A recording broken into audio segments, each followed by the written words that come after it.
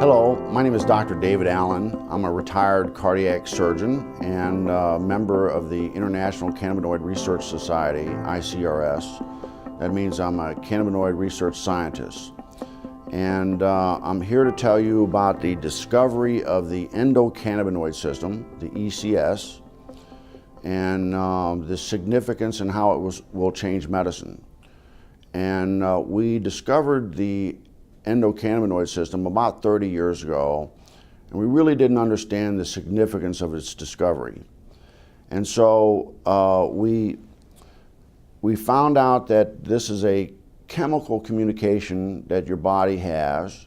It's not electrical, it's chemical, and it's kind of like the hormone systems that people are familiar with. And your body makes these cannabinoids. They're endogenous, so they're endocannabinoids, and they perform some miraculous functions in the body. And we're just learning the significance of these functions. And basically, the endocannabinoid system is responsible for homeostasis.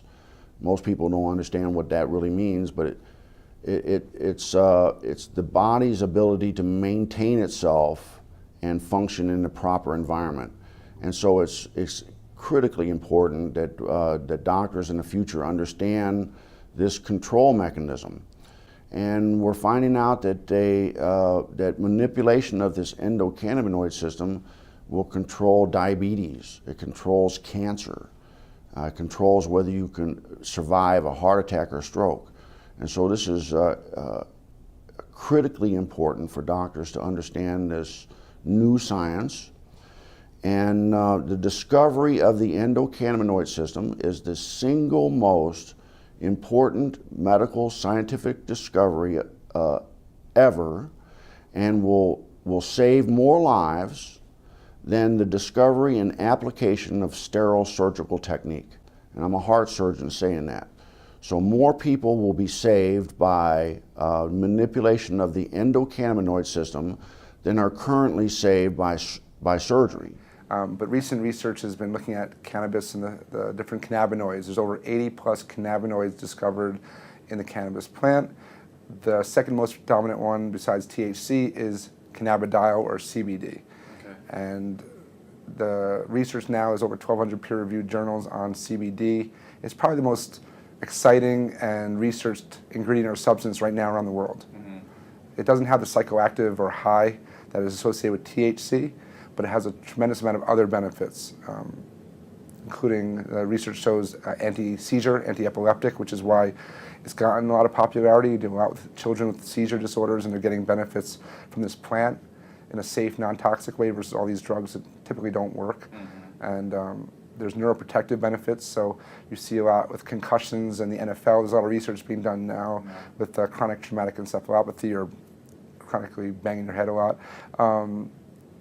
There's anti-anxiety, which is really important. It's the anti-THC of sorts. It calms you down. It helps you manage stress better, which is how I look at it. It's much more as a preventative or daily use substance than just treating disease states. Mm-hmm. And there's immune support. There's it's a huge antioxidant. There's just a tremendous. It's easier sometimes to talk about what it doesn't do than what it does. Dr. Alan Shackelford is a Harvard-trained physician. He's also among a handful of doctors in Colorado who give prescriptions for medical marijuana. From the moment Charlotte entered his office, he knew she was in trouble. While he was just examining her, she had 2 seizures. She'd failed everything. There were no more options for her. Everything had been tried, except cannabis. Here's how scientists think it might work. Marijuana is made up of 2 ingredients. THC, that's the psychoactive part that makes you high, and CBD, also called cannabidiol. It's the CBD that scientists think modulates electrical and chemical activity to help quiet the excessive activity in the brain that causes seizures. I've been telling my patients to cut up. Dr. Julie Holland is the editor of The Pot Book, a complete guide to cannabis.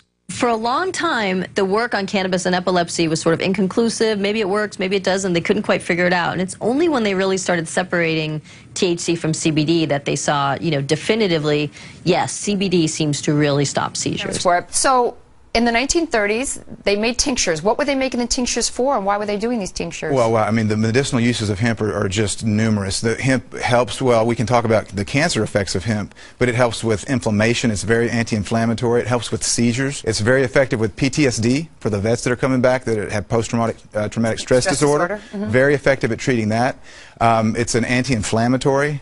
But then the uses of hemp for cancer, what I've studied, because of my book, Cancer Step Outside the Box, and the number of cancers, there's about a dozen different cancers that have been studied in depth with medicinal marijuana, with hemp. And so the studies, from brain cancer to prostate cancer to pancreatic cancer, uterine cancer, cervical cancer, prostate cancer, it's amazing. Okay, so what is in hemp that it's this THC, correct? Well, there's chemicals that are called cannabinoids. Right. THC is short for delta-9 tetrahydrocannabinol. I'm glad you said it because I couldn't. That's the only time I'll get it right. I'm glad I got it right. So that's the one, THC is the one cannabinoid that everyone's familiar with. That's the one that's psychoactive, and that's the one that gets you high if you smoke it. Okay. But there's other cannabinoids. One is called CBD, cannabidiol, and it's very medicinally used. There's no psychoactive component of CBD. So what do? Extract these and make tinctures, or you can make tea out of? You can make tea. You can eat it. It's a great superfood. You're into raw. A lot of people use raw hemp in their superfoods. Well, do you get high off of hemp if you eat it as a superfood? No, well, or just the seeds. You've got to heat the THC to make it become psychoactive. So people that eat the plant, they put it in a smoothie. You know, they're super green smoothies. Right. You're not going to get high off of that because you didn't superheat it. But is it then, if you put it in a smoothie like that, is it good prevention to cancer? It is. It's very well. It's got a perfect ratio of omega-3 to 6 fatty acids. It's got more GLA, gamma-linolenic acid, than any other plant.